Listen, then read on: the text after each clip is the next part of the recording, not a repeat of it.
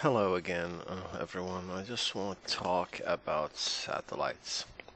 Uh, how they orbit. Are they really needed, or is it logical that they do what they say they do? Let's take a look quickly here. You see SpaceX deploying alleged 9 satellites. Looks like they're, I don't know. I mean, they have like a crisp, clean image, like in the space, like in the real time. And like when the rocket lands, they have this really far away like camera that doesn't show anything like of worth. But anyway, uh, about the satellites. I mean, you see how they just release them? Looks like some kind of randomly. I mean, what's the margin of error to like for the destination in here? How much is it? And how they don't look like they have any kind of propellers or like thrusters to adjust and relocate if it's like starts spinning furiously. I mean, what's gonna stop it, for example? I mean, we don't see any kind of gyroscopic or any mechanism of anyhow. I mean, there isn't even like a solar cell to recharge it again. But I mean, okay, let's say they do throw them. They do throw them on like they put them in the space and they orbit supposedly and they go where they want them to go. Okay, so let's say they do throw them in here. Like on the Earth orbits, the alleged spherical Earth orbit, and looks like I got this from Google Image. And they say this is a polar orbit and geostationary orbit. This is the widest one, the outward, and you got a low Earth orbit. That's where the ISS allegedly is spinning.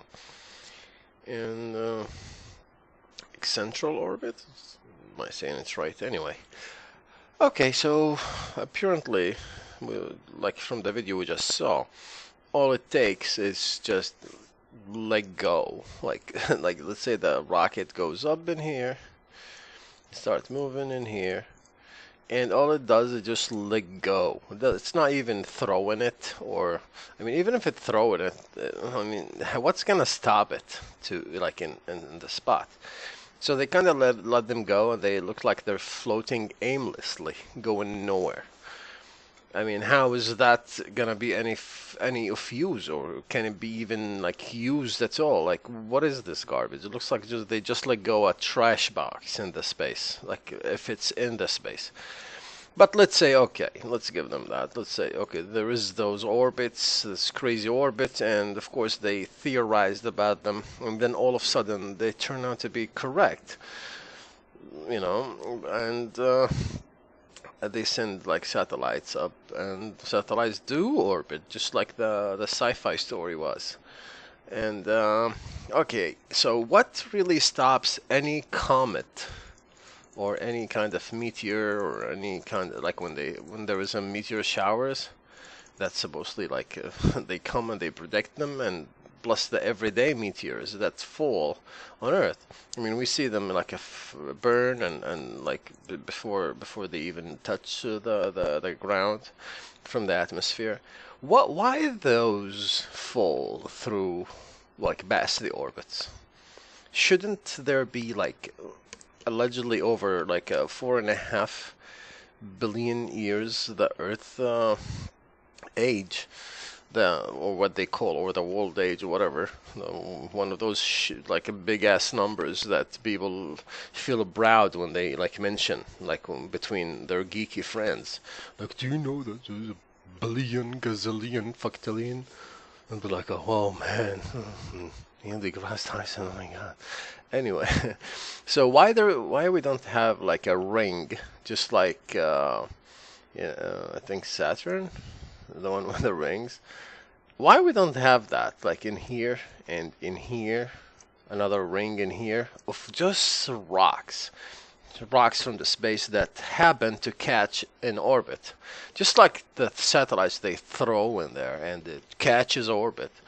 What stopped every rock, every comet, every meteor, every garbage in the space that passes by from taking an orbit? And you know, those accumulate like fast, and they should be like really visible from Earth. Like that's how much.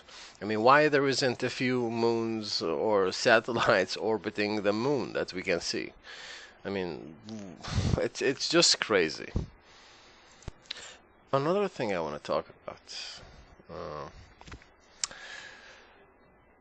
like when the Earth is positioned, we said like, let's say this noon over here. You know, the Earth is noon, mm, yeah, the north hemisphere in winter.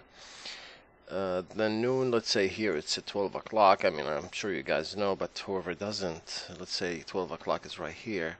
So, like every day, spin 12 o'clock, spin 12 o'clock, spin 12 o'clock. Now here, like spin 12 o'clock where? 3 hours, like different from here. And then, I'm sorry, 6 hours. And then here, 12 hours different. Now, it's like 12 o'clock noon here, who was here. Now it is 12 midnight in here. And they say, like, of course, they want to hide it with the math, saying that you lose 4 minutes every day, and the day is 23 hours and 56 minutes. Okay, like this is actually the day, but our clocks always count 24, then reset 24th, and reset doesn't deduct those 4 minutes, doesn't care about them. But okay, let's give them that. Okay, let's say we do like some magic way we lose 4 minutes every day that even the clock can't detect. What about the moon? I mean, let's say like right here, the moon. Now it's like a full moon, like on this position to Earth. Okay, so let's say 28 to 29 days. It's like here again. That's a month.